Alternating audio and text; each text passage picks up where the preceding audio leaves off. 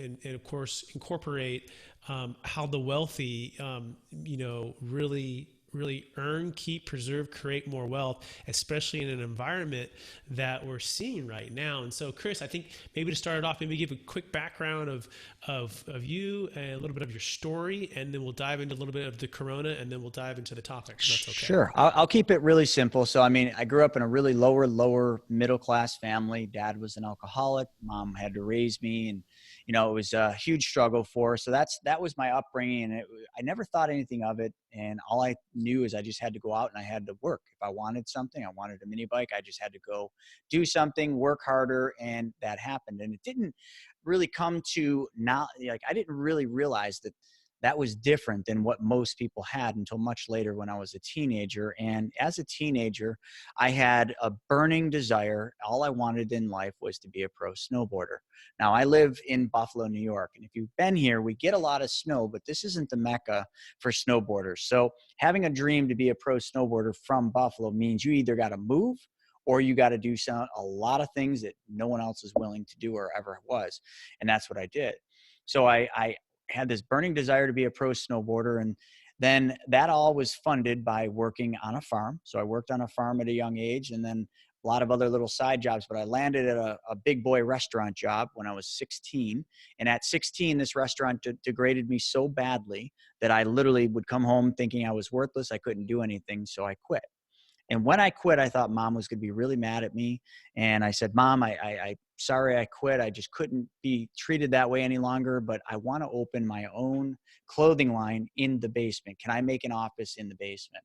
So what I did is I ran out, I got a $500 loan from my local community bank, and I started what was called Fat Clothing Company.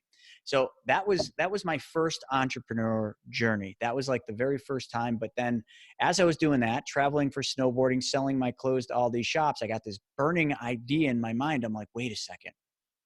The clothing line's great. I can travel and snowboard and do that. But these guys I'm selling my clothes to, they've got the life. They've got the shop. It's the lifestyle business. They're making money. They're out there snowboarding. They're skateboarding in the back. Like, I want that.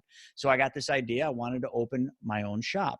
It was called Fat Man Board Shops. 1994 was when this all kind of was coming to be. And I came home. And this is where I really realized that I come from a family that doesn't have any money, because I needed 70 grand to do this. Went to everybody I knew that had money, and I heard, no way, absolutely not, never going to happen. So I almost gave up. But then my mom didn't want me to not follow my dreams, because she never followed hers. So what she had the house that she got in the divorce. It had exactly $75,000 in equity. She put her house on the line so that her crazy punk snowboard kid could open this shop called Fat Man Board Shops, PHAT.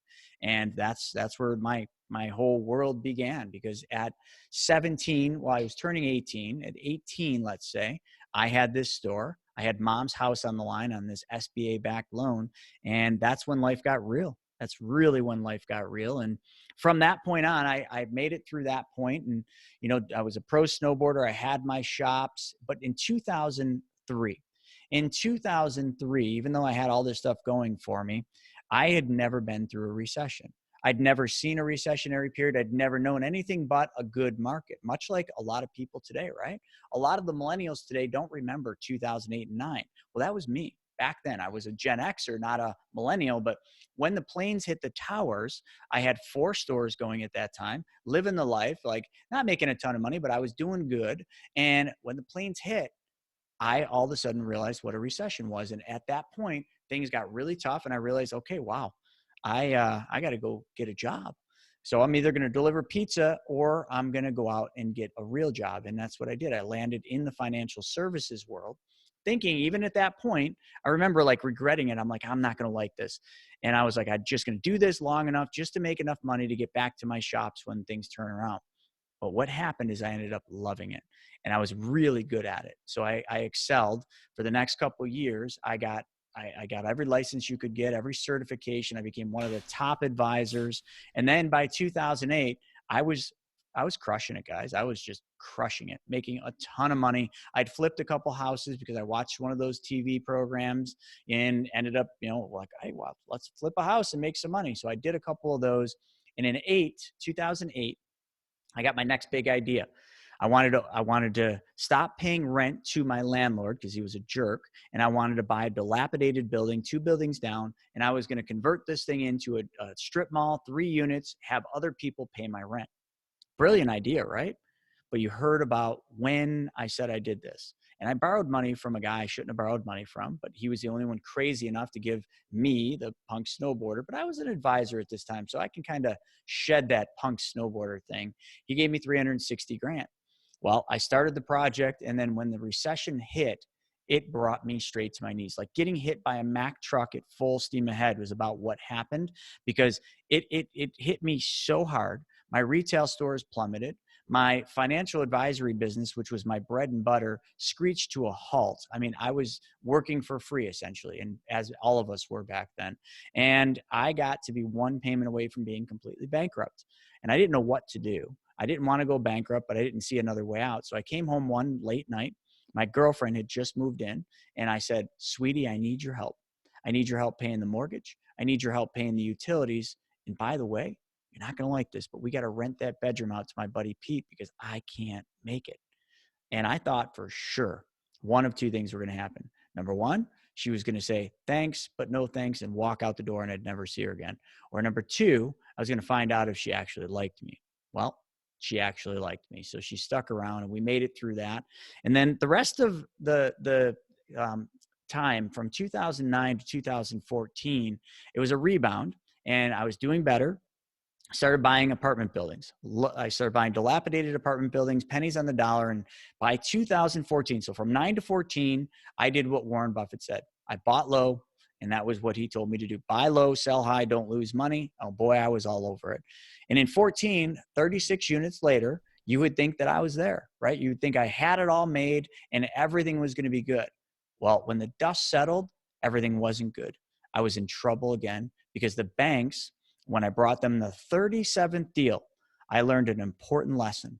I learned that I didn't know how money really worked because the banks froze. They basically said, "We can't give you this mortgage. Your debt to income ratio doesn't fit our profile, and we have to now freeze all your lines of credit." And they actually called my lines of credit, forcing me to sell all 36 units, forcing me to sell my dream house that me and she was my fiance at that time, had just bought.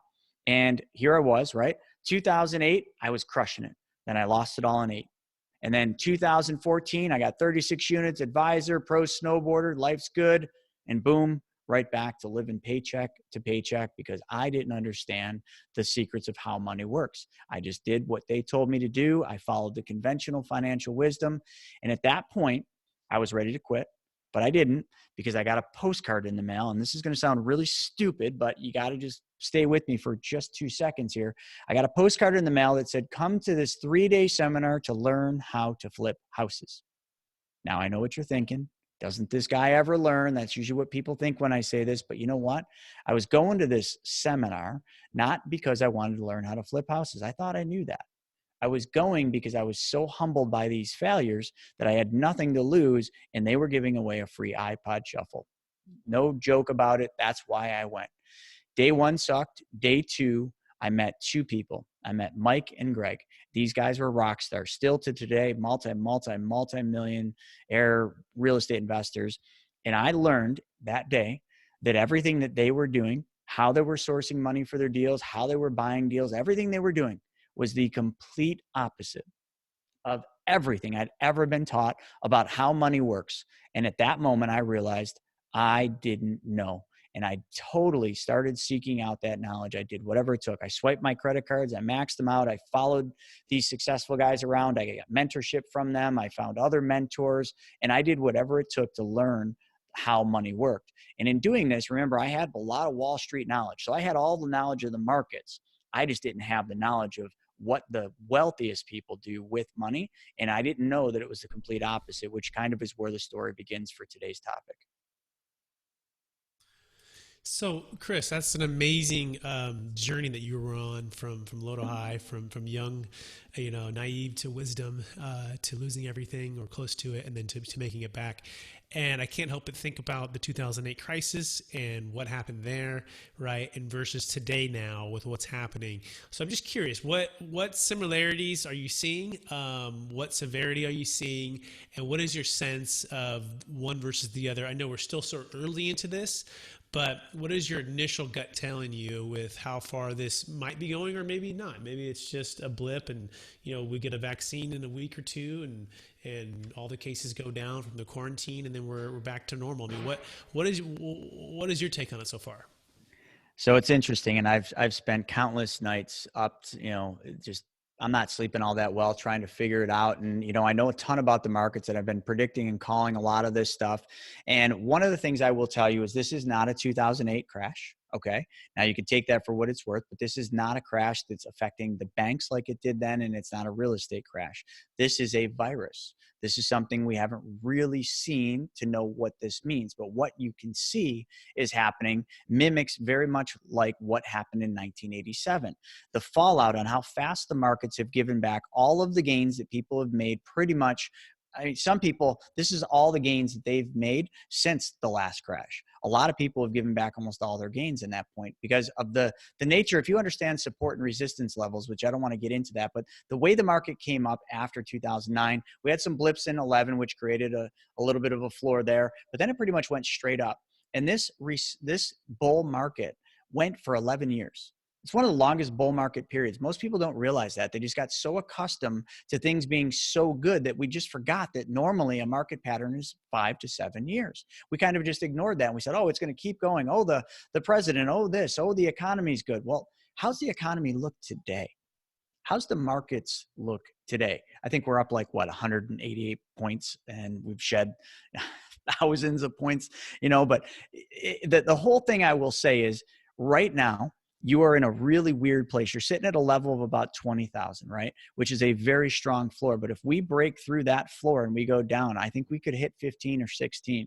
Now, maybe you guys don't know what I'm talking about with that, but what I'm talking about is a lot more losses that will mimic what we saw in 1987. The government's trying to stop this. They're trying to pump money into the system. But think about the underlying problem here. The underlying problem isn't a problem with the banks. The underlying problem isn't a problem with anything other than the uncertainty and fear. Fear is driving this. And not only fear, you've got a virus that has people so scared that they won't leave their house. The government's quarantining people. The government and the state governments are making sure that every business is shut down. Malls are shut down. You guys know the story with restaurants. They're shut down. What is the impact when America is shut down and nobody can make it an income? Okay. People are having a hard time making an income. People are being laid off. People are being let go. Businesses are shutting down with no hopes of ever opening because we don't know when this will end. We don't know when we have a vaccination. Then I hear people say, well, when they get this vaccination in a week or two, it'll all be back to normal. No, it won't. How is that going to fix the problem? So we get a vaccination. So people start slowly climbing out of, this quarantine hibernation that we're in. Doesn't change the money that businesses lost. It doesn't change. Businesses don't just hire these people back. This is some irreversible damages, and it's going to get far worse, folks. If they don't put a stop to it, which they can't just control the stop unless they have the vaccination and they're not telling us, I'm not going to go there. But I don't like what I see. So I've been telling people for a long time, now well over a year, far too long, to get out and join me at the top of the mountain. Get out of the markets, put your money on the sideline, and let's just wait and watch this thing out. Because 11 years into a bull market cycle scared me right from then. But everybody got greedy, and oh no, I don't want to miss out on that other 10 to 15% increase in the markets. And I understand, because I did. I missed that. How fast did we just erase 10 to 15%? Was it a day? Was it 2 days? I mean, that's the impact of what's happening here. And I don't know what the answer is and where this bloodbath is going to stop, but Warren Buffett's not buying yet. I check that man every day. Is Warren buying yet? Because he's got $128 billion on the sidelines ready to go in. When that man starts buying, then maybe I'll feel a little more confident that we've hit some level of floor that I think is a good buying opportunity. At this point, it's a sit back, take a chill pill, read a book, and lots of good books. Hard Times Equals Strong Men. That's a great book that will talk all about this. And the same thing with The Creature from Jekyll Island. That book will absolutely talk a lot about this. So this is not like unprecedented times. It is because it's a virus, but we've been here before. We know how to react to this, but we're not. Here we are again. We're reacting out of fear, and that fear is driving the markets lower and lower. And it's not going to stop, folks. Yeah, we're truly emotional, human beings, right? And emotions drive really 80% of the decisions that we make, and then the 20% we back up with logic. And so, yeah, unfortunately, it's we're seeing this, and it's pretty hard. So, moving into the topic now of the actual webinar, and thank you for the introduction. I think that sets us up well for what the wealthy actually do well with their money. Maybe start first of all with the emotional part of it. What do the wealthy do that you've learned, Chris, in your experience? That they do very well, maybe the Warren Buffetts, or just in your experience, what do they do with their emotions when making decisions with their wealth? I mean, look at me. They don't panic. They're not scared. Actually, they see opportunity when things like this happen. They're ready for it. They're most of the wealthiest people. And the reason I was late coming on was I was on the phone with a gentleman who's got tens of millions of dollars, and he's calm. He's nervous, but he got out, and now he's just looking at what to do with that money. And the things that we're going to talk about are exactly what he's looking at. And that's what the wealthy do. The wealthy have money in the sidelines, on the sidelines, or they've invested their money into things that continually keep paying them interest while they get to use that money.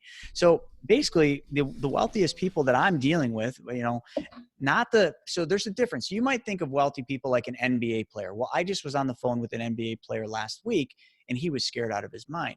They're not taught how money works. When I say wealth, I mean wealth. I mean people that have been through this, that have planned for this, that have taken the advice, and that know how to react to this. And how they react is super calm. They stay calm. They don't make irrational decisions. They don't make fear-based decisions in any way, shape, or form. And they have a plan. They have a plan of attack. They know where the buy-in is going to be, or at least a relative idea of where it's going to be. And they know where their assets are. And the other thing wealthy people do really, really well is they don't just have one income source. They have multiple income sources. So if this one shuts off because of this virus and that one stops, well, they've got 5 other ones. So the other ones are still cranking out income, so they don't have to worry. And that's one of the biggest things. But they also know where to put their money, because they've known where to put their money for hundreds of years, because that's what the wealthiest Americans have done for hundreds of years. What's the best way, Chris, to get a diversified sources of different income streams that you found? Maybe not even the best way, but the quickest and most efficient way, right? Because it's one thing once you have a lot of money to be able to invest in businesses or other pieces of real estate, but walking through maybe for someone who's worth 100,000 to $1 million versus someone who's worth 0 to 100,000. I mean, what is the single best way to create multiple income streams? Well, the single best way is to really find the things that you love to do, right? Figure out what it is you enjoy to do. Don't ever think that you need an income stream and then jump into something that you hate just because it pays you a lot of money. It'll be the worst thing you ever did. Find things that you really enjoy, compartmentalize them, right? Put them in verticals, and then figure out how you're going to turn an income stream on with them. And I could go silly, with the different things, but I love real estate, right? I think real estate's the greatest investment on earth. I think it always has been, but there isn't just one way to do real estate. You can flip houses, which I absolutely hate. I've done lots of it, landed in an HGTV show with it, and I can't stand flipping houses. But I love owning rentals because— Hold on, we got to pause there, because that's a good part for the guests. Give us the best HGTV episode that you did with the flip house. Just give us one quick story on that.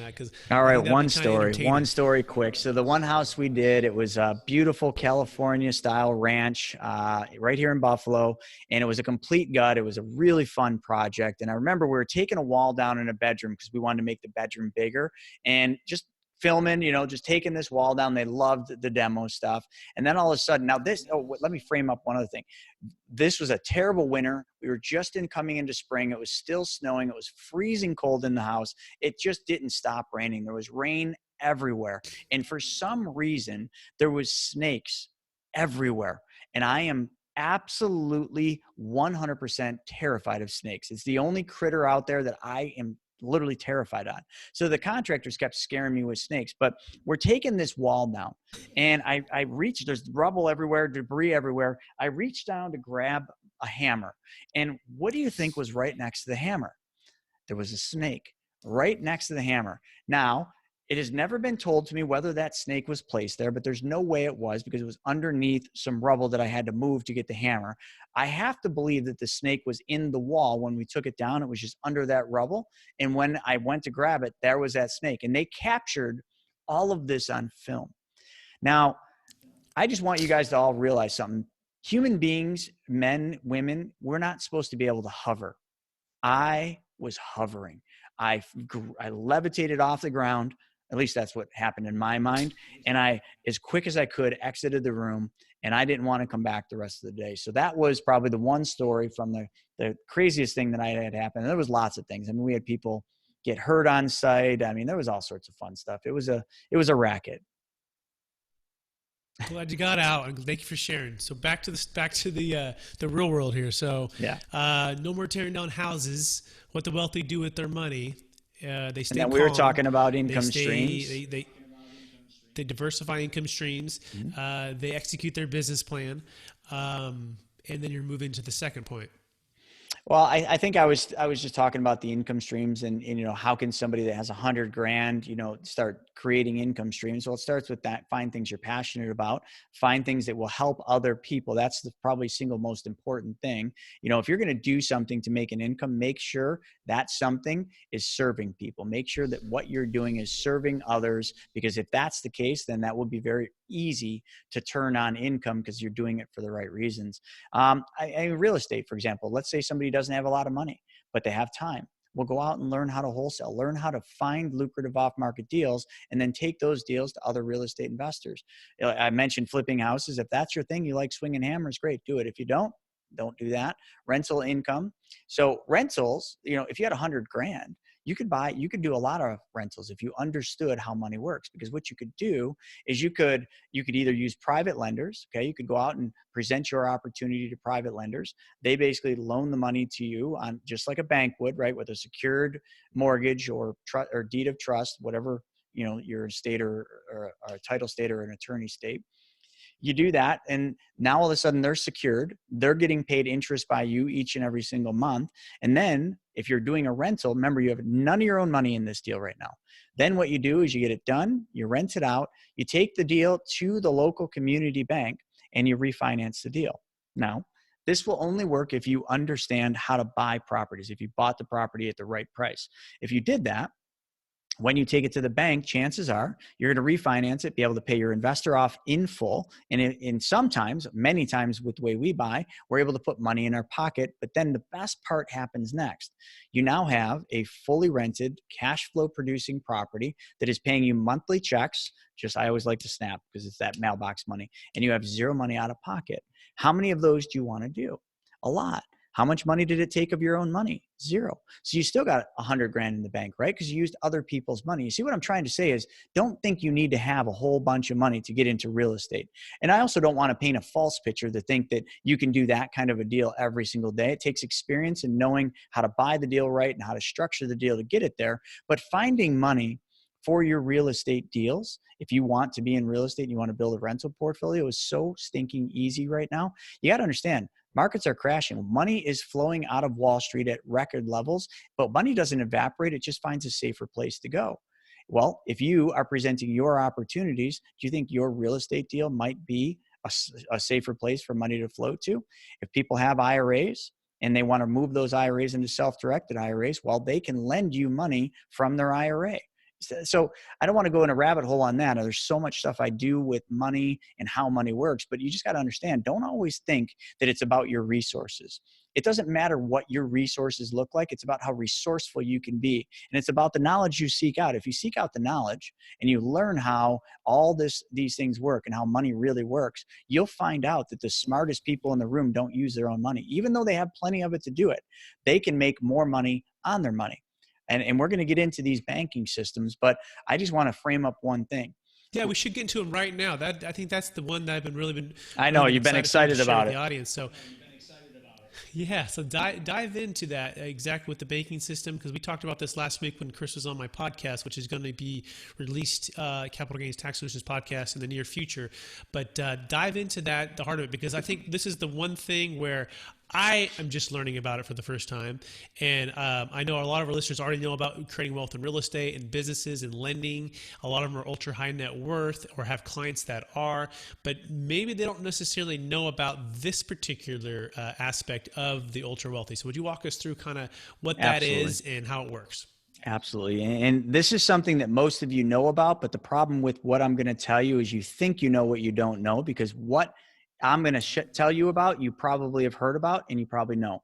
But what the result is and how it's used by the ultra wealthy, by the banks, and by the Fortune 100 and 500 companies is not something that most people know. So let me put it this way: where we put most of our money, okay, most people, banks, companies, we put our money in banks, right?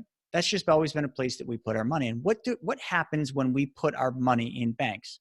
Well, the bank pays us an interest rate of, well, probably less than 1%. And then the bank, what do they do with our money? Don't they lend our money out?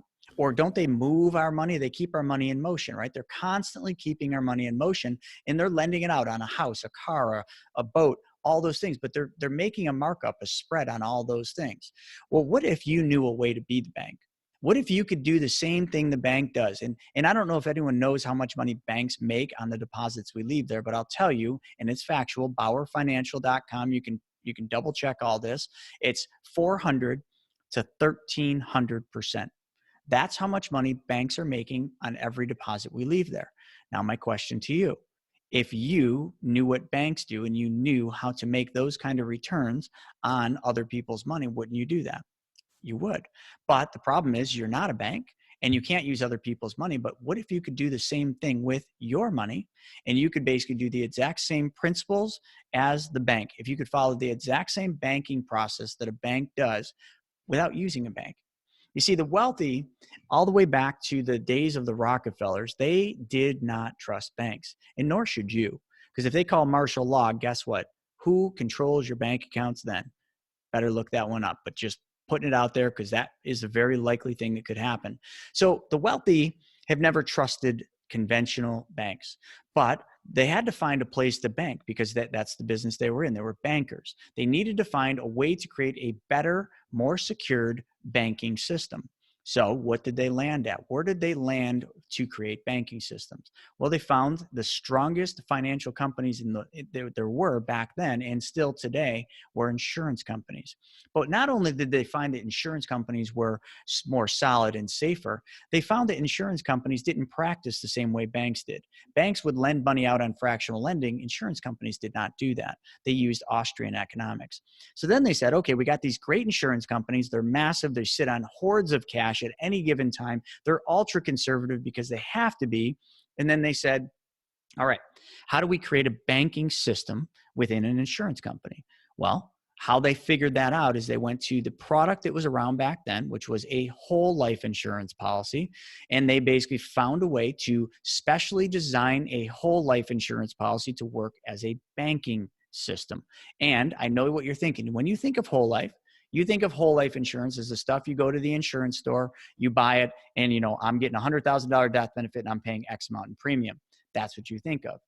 What you need to think about is the whole life insurance policy. And again, this isn't your standard off the shelf whole life, but I got to call it for what it is, because it is a whole life, but it is a specially designed whole life through a mutually owned, and it has to be mutually owned insurance company that pays dividends. So those are the key criteria to keep it really simple.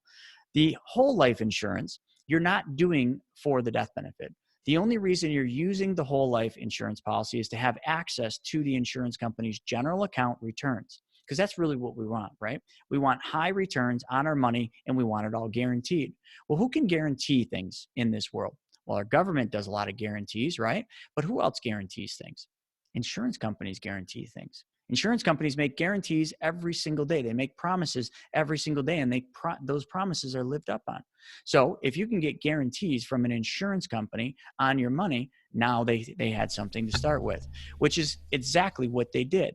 They literally found a way to use a whole life policy, a special rider within the whole life, to get their money into the insurance company's general account. But here's where this gets really interesting. So what if I could tell you that insurance companies pay a guaranteed 4%? Guaranteed 4% contractually. You can make 4% on your money in an insurance company. that would pique your interest right now. Now, a couple months ago, you'd be like, I'm making 20% in the market, 4% is nothing. But today, 4% is pretty freaking attractive, especially when you put the G word behind it. So that's the first thing. The second thing, what if I told you that after the insurance company pays the dividend each year, which is a return of surplus? Because remember, I said that these insurance companies are mutually owned insurance companies. Mutually owned insurance companies treat their policyholders like owners, right? And what do they share with them? They share the surplus in the form of a dividend. No different than if you bought, I think if you own BP stock right now, I think you get like a 14% yield, but let's not go there. But there's a reason it's 14%. But over here, you're a policyholder, so therefore they share in the surplus in the form of a dividend. So right now, as of today, one of the largest insurance companies that there is, mutually owned insurance companies, pays a 2.2% dividend. So if you're making a guaranteed 4% plus the dividend of 2.2, are you not making 6.2%? Now, that's a really good return, and 4% of that is guaranteed. But here's where the kicker comes, right? In order to do banking the way that I described earlier of what a bank does, because a bank moves money. Stay with me, guys. I'm going to bring this together. A bank moves money. That's what they're in the business of doing. They take your deposit and they move it out, and they loan that money out, and they just keep moving that money, and they make money the whole process. If you park your money, if you subscribe to what you've been taught your whole life, which is what have we been taught our whole life? We've been taught to take our good dollars, which our dollars today are worth more than they will ever be worth. Your dollars today are worth more than they'll be worth in the future, because that's just how it is. So your current dollars are your most valuable dollars. But what do? We park our dollars at banks. We park our dollars in employer-sponsored retirement plans. And what are we really doing when we're doing that? We're giving up control of our money. We're giving up control of our good dollars today in anticipation of being paid back someday later on those dollars. And when we get paid back, what else happens? Don't taxes usually go up? Well, we're getting paid back with weaker dollars, tax dollars and dollars that have been hit with inflation. So I just want to get you to think about what's really going on there. We give up control of our money. And that control is then used by banks, because they loan our money out to make more, by our employer-sponsored retirement plans, not the plan, but the financial companies use that money, and they can make money in the form of fees, in the form of all sorts of things. They make money on our money. And what is our money doing? It's just sitting there. But we are not in control of that money, are we? We have to get that money back. We either have to pay a penalty in the form of, a penalty with the government or taxes. In the bank, we're not really getting any money, but if we take our money out of the bank, we stop earning interest.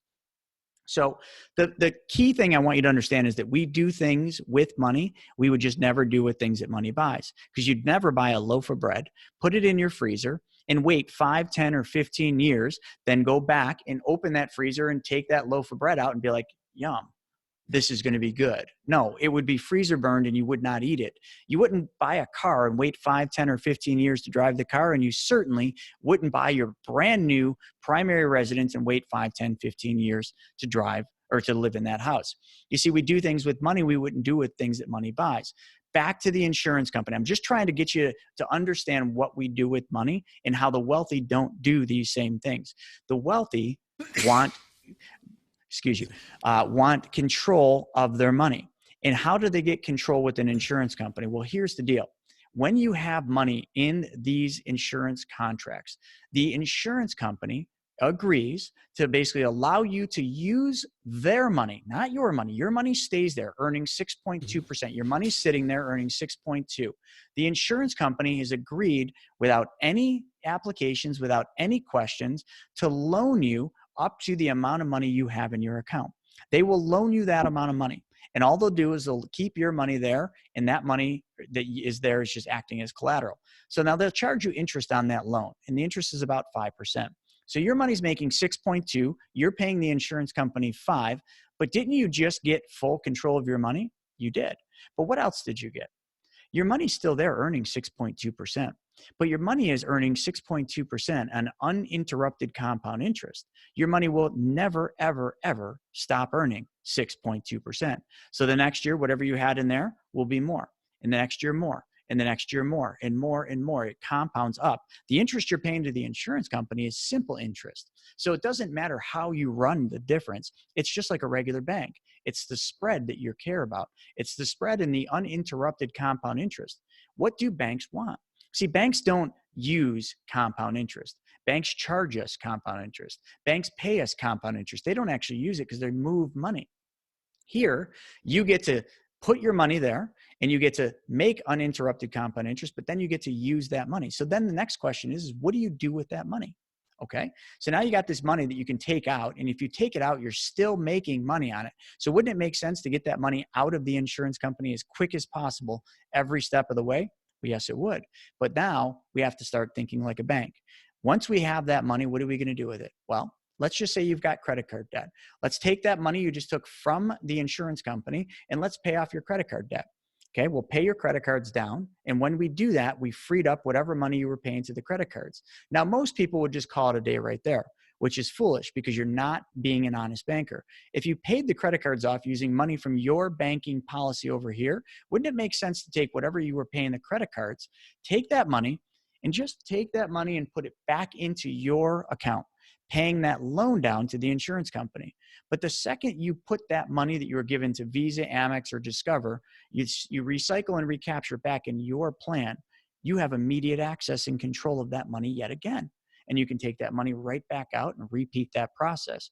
So now you understand the concept. All we're doing is we are using a stupid whole life insurance policy designed a very special way with a specific type of insurance company. And we're using it just to get as much money as we can into the insurance company's general account. Now, when the money's in the insurance company's general account, we are immediately, and what do I mean by immediately? Because I didn't cover this. Because a lot of people are thinking, yeah, but if I put money in a whole life, I can't take that money out for like 3 years. There's like no money I can use for 3 years. Well, that's because your mind is in the old way of thinking about a life insurance policy. See, over here, we're creating a banking policy, meaning whatever money you put into this banking policy, in the first 30 days after you deposit that money, you will have access to that money. And actually, let me just kind of put it out there to what it is. It's when your check clears. If you deposit money into your banking policy, when your check clears, that money is immediately available to you. But then how much do you have access to? Well, that depends. So I always tell people you will have access to no less than 60% of your money immediately in the first 30 days after a deposit. And you can take that money right back out, pay off credit cards, buy real estate, invest in Apple or BP or any stock out there, because now your money's making 6.2. You take that money out and you put it into a dividend paying stock at a very discounted price. Now you take the dividends from that stock, and why don't we just take the dividends and put them back into that banking policy? All we're doing is moving money, folks. That's all we're doing. We're taking money from here, putting it over here, then putting it back into the banking policy over and over. The whole time this happens, you are earning uninterrupted compound interest. This is what the wealthy know. This is what the wealthy have done for years, but not just the wealthy. Do you know who the number one purchaser of whole life insurance is in the world? If you guessed conventional banks, you nailed it. They are the number one purchasers of whole life insurance in the world. They own more whole life than they do all the land and the buildings combined. Look it up. Google BOLI, B-O-L-I, and you'll see how much money banks are putting into whole life. And right now, I can tell you there's a run on insurance. I hate to say a run on banks, but there's a run on insurance companies with people that want to put money in these insurance contracts. Today, I just found out I had a wealthy individual who wanted to put $2.95 million into his banking policy. Well, the insurance company has now put a limit on how much people can put in per year to 1 million. I couldn't believe it.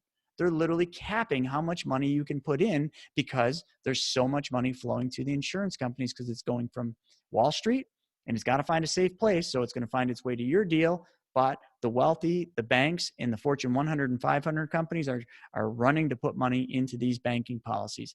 And the funniest thing, and I always say this jokingly, I always say, well, why the heck would banks buy so much whole life insurance? And there's really only two answers. Either number one, they're stupid, or number two, they know something we don't know. And that's the question you have to really start asking yourself is if everything you've learned your whole life about how money works, if it's really not exactly how money works and there's things that the wealthy do with money that you aren't, start asking, why is that? Because it's one of those two things. They're either dumb or stupid, as I said, or they know something you don't know. So let me see if I can recap because that was a lot, and thank you for sharing that. That's you can write a whole dissertation on that, I believe, Chris. So I did write a book on it. Whole life insurance policy. Yeah, yeah, she probably has. Yeah, and but it's a banking system, so they're just using the basic framework or the law of the whole life insurance policy. They're not necessarily using it for the insurance part or that, but they're using it as their own kind of bank, where they're going to put it in there. They're going to be guaranteed for a dividend of another 2.2 or so, which is about Which, 6.2. Then yeah, they and can it's not loan out guaranteed. of it up to not guaranteed. Okay, so that The 2.2 dividend. fluctuates. It could go. It could be 1%. It could be 0%, but it could be up to 2.2, or maybe 2.2 is the average of the dividend. That's just what that's You what have they're paying access right to now. up to 60% of Sorry. the. Yeah, it's what they're paying right now. Yeah, so that could fluctuate based upon obviously the marketplace. So not guaranteed, but the first 4% is, but the next 2.2 could be more or less changing with the environment. Is that tied towards like the LIBOR or the Treasury, or what is that tied to for that 2.2? The dividends of the insurance companies are tied to the surplus assets they have. So it's basically based more on mortality, right? Because what does an insurance company do? It makes a promise to pay out on a claim, whether that claim's a death benefit or a car crash. That's what they're doing. So the surplus is really the difference between what they took in and what they had to pay out. So dividends have nothing to do with LIBOR, have nothing to do with the stock market. They might have a little bit to do with the interest rates on treasuries, because insurance companies are one of the largest purchasers of U.S. treasuries in long-term strategies. And that's the only ties there is. Really, dividends are very stable. Over 30 years, the average mutually owned insurance company that we work with, their dividend does not fluctuate more than 15 basis points. And they're usually very stable, Okay. very, very stable. Okay. Okay, that's good to know. So that spread is pretty stable. And then for the first 30 days, you have at least 60% access to the funds, and then up to 70, 80, 90 eventually, or give us, what's that Yeah, max LTV, if you will? that's a great question. So I always tell people you're going to have access to 60% of your funds immediately in the first 30 days in the first year. But the reality is that's probably the lowest we ever do. The average is between 70 and 75. And if somebody's high net worth and they're putting a good chunk in, we can move them into a banking product, so a banking whole life. And then I can get them 90 to 94% immediate access in the first 30 days. And so, what's the downsides of this? What are the fees, ongoing fees, setup fees? Why wouldn't somebody do this? Is there a deal that's too small? Walk us through that. Sure. The fee thing comes up all the time, and I love answering it because it's a whopper, right? The biggest company that we use, the fee that they charge, the policy service fee, is exactly $50 per year. Whew. That's a big one. Most of the companies are $100 per year. That's the policy service fee. Now, depending on the frequency of how you're going to make your deposits, if you do a monthly or a quarterly, deposit into it, there's a little bit of it's just like insurance companies, like your car insurance. They charge a little bit of a premium. So it might be a couple bucks more per month when you're making these deposits. So that's a fee. And then the only other cost is the cost of the insurance, which we haven't talked about. Now, I did say this is a whole life insurance policy, and we haven't once talked about the death benefit, but all of these contracts have to have a death benefit. But we put the death benefit the lowest level it can be. Now, how does this all work and why? There's a lot of rules, right? The IRS has specific rules. They're called the MEC 7 pay limits. So the IRS limits how much money somebody can put in these. And because of those limits, they're all tied off of a death benefit.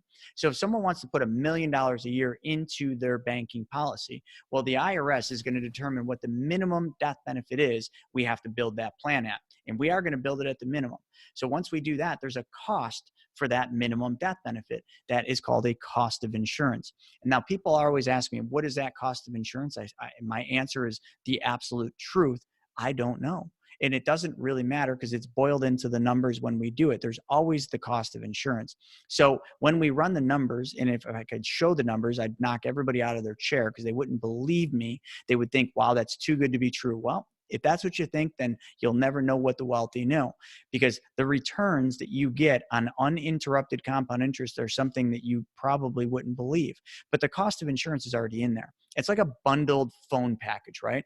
If you got a cell phone, your home phone, your internet, all bundled into the package, and you look at how much you're paying, you're like, well, I wonder how much the internet is. I wonder how much the cell phone is. Some of those bundled plans you don't know. It's just bundled. That's kind of how a whole life works. But the beautiful thing about the cost of insurance is it never changes. It is exactly the same for your entire life. So we have a fixed cost in there on every one of these plans, which means because we have a fixed cost and we have a fixed return, a guaranteed return, we can almost predict the future for someone's financial. Like when we design what we call the maps, we can literally predict your future. We might get it off a little bit by the dividend, but that's the only moving part. Other than that, you're dealing with a very, very predictable vehicle that we can predict out incredibly accurately. Hence why the wealthy, the banks, and the Fortune 100 companies have used this for so long, because it's predictable. So a question that comes to mind now, we talk about Warren Buffett's $128 million that he has sitting on the sidelines. When you say the sidelines, are we referring to something like this? I don't know if he gets, guaranteed stuff on that kind of money, or what, maybe it's something else, but where is he actually putting the money? And if it's not here, why isn't it here? So I can't certify or factually tell you that Warren Buffett uses these, but we all know that Warren Buffett loves insurance companies, right? He actually owns a pretty big one called Geico. So it would be very, very feasible to understand that a lot of the money is in vehicles just like this. And I bet you if you peeled the onion a few times, you'd figure that out. But I can't factually tell you that he does. But who does are, Walt Disney World was started using these banking policies. Ray Kroc was a huge proponent of these. The what they would call the grandfather of the 401k. He wrote a book called the 501k. He talks all about these. How about Tony Robbins? He talks a lot about these in his books. So that wouldn't tell me that he's definitely using it, but if he's talking about it in his book, he obviously believes in it and probably is using it. Robert Kiyosaki talks about it in his book, The Second Chance. And I could go on for days about this. So when you're never really going to know who's using it. But when you hear a wealthy individual or a family office talk about a thing called privatized banking, almost all privatized banking is whole life insurance. It is insurance companies. The other thing too, that's very important to help understand how this is used in the banking world is, when's the last time you walked into a big bank? It's probably not long ago. And have you looked around to see how many vice presidents they have? It seems like everybody's a vice president at a bank these days. Well, do you know why? Because when a bank makes somebody a vice president, they are now executive staff, and the bank has an insurable interest in that employee, meaning that employee, because they're an executive now, gets the royal, or whatever you want to call it, the benefits that you would get to an executive. And those benefits are usually a fully paid up life insurance policy and a deferred compensation plan. But what they don't know, they're really excited because they got a raise. They got one of those black badges instead of the gold or the white badge. Okay. And then what they also got is a fully paid up life insurance plan. The bank, what they're doing is, because they now have an insurable interest in that executive, they're going out to one of these big insurance companies, these big mutually owned, and they're buying a big old whole life policy. And what they're doing is they're basically taking it out on that employee because they now have an insurable interest.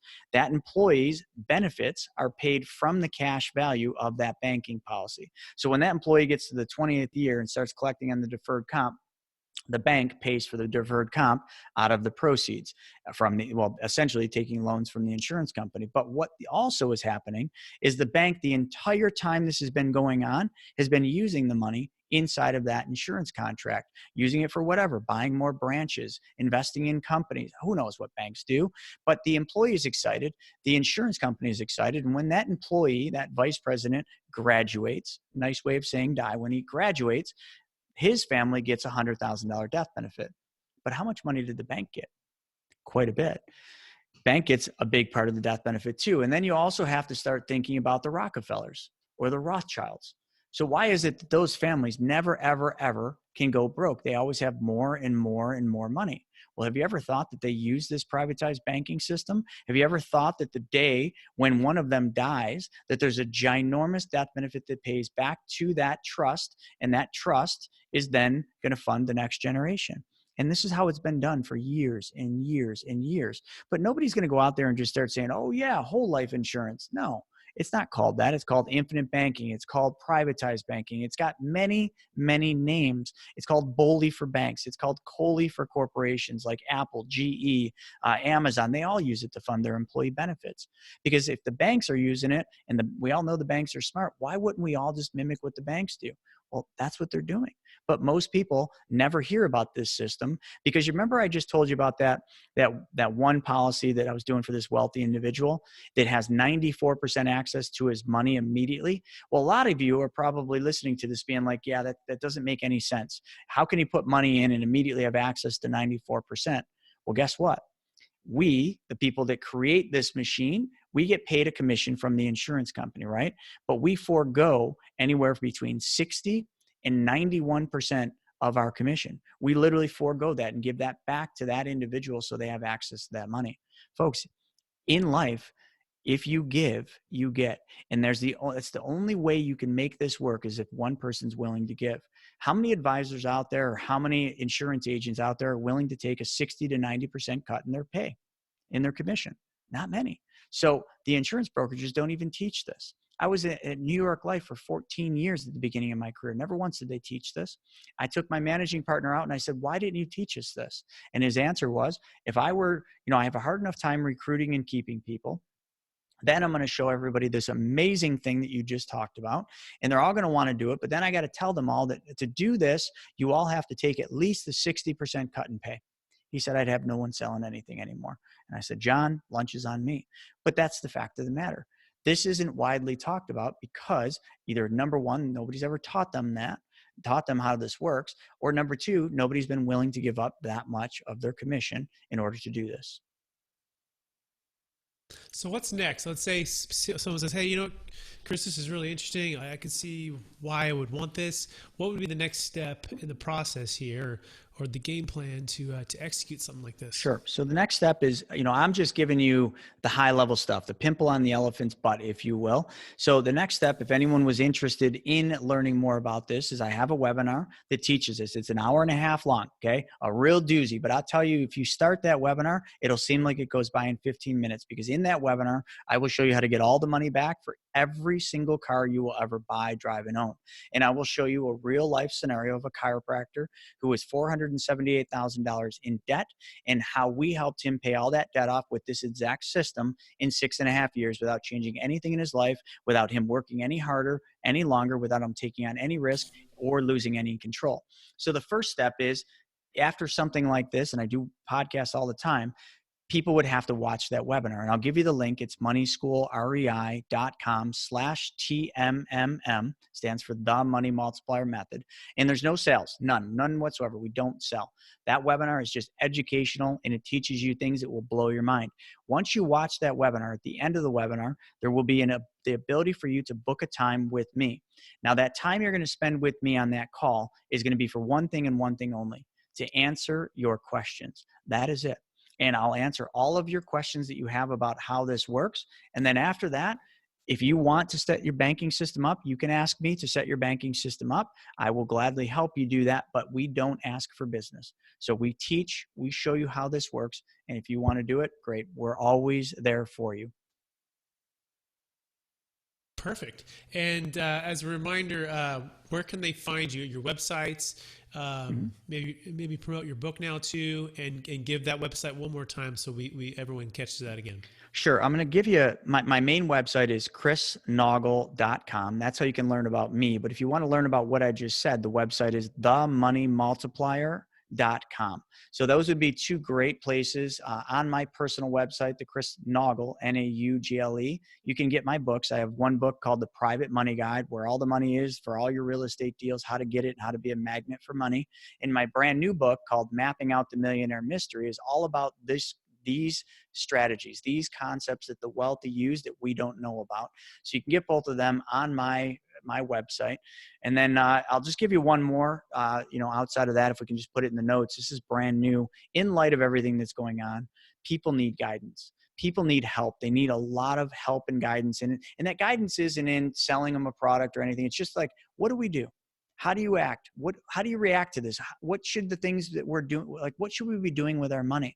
Well, people just need high level guidance, mindset, and things like that. So I've created MS TV, which is Money Schools TV. All that is, it's a platform where basically I go live and I do group coaching once a month for 2 hours. I bring some of the wealthiest individuals that I work with, billionaires, and I interview them. And I interview them about money and what they're doing right now. Not what I'm doing, what they're doing. What are the wealthiest people I know that I surround myself with doing in these times right now? So we bring them in, we interview them, and then we put training videos of what they're doing so that you don't just get me telling you what I think, you're getting opinions and ideas from some of the wealthiest people I've surrounded myself with, people you don't have access to tell you what they're doing, why they're doing it, and then what their thoughts are. Just like you asked, what are your thoughts of what's going on now?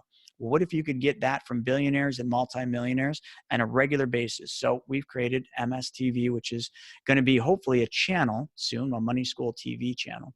So I can give you the link for that as well. Excellent. And we'll be posting this on Facebook, and it'll be all in the comments section as well. Great. And Chris, I want to thank you for coming on, sharing your knowledge with us and your wisdom. Any last thoughts before we let you go? Yeah, I do have one. This is one of the most important quotes that I live my life by, and it's from Will Rogers. And Will Rogers says, "The problem in America is not what people don't know. The biggest problem in America is what people think they know that just ain't so." The only reason I say that is just be careful who you take advice from. If you're taking advice from people, take it from people that have been there, that have failed doing it, that have learned the right way. Stop taking advice from people that don't know what they don't know. Thank you, Chris. Great wisdom to share. And thanks again for everyone for attending this webinar. I want to extend health and happiness and prayers for anyone who needs it right now. And I hope that your family stays safe and you stay wise in making decisions in this changing time. So thanks again for attending. And if this can help anybody else, please share it with someone you know. And we always appreciate that. So with that, we'll let everybody go. And thanks so much.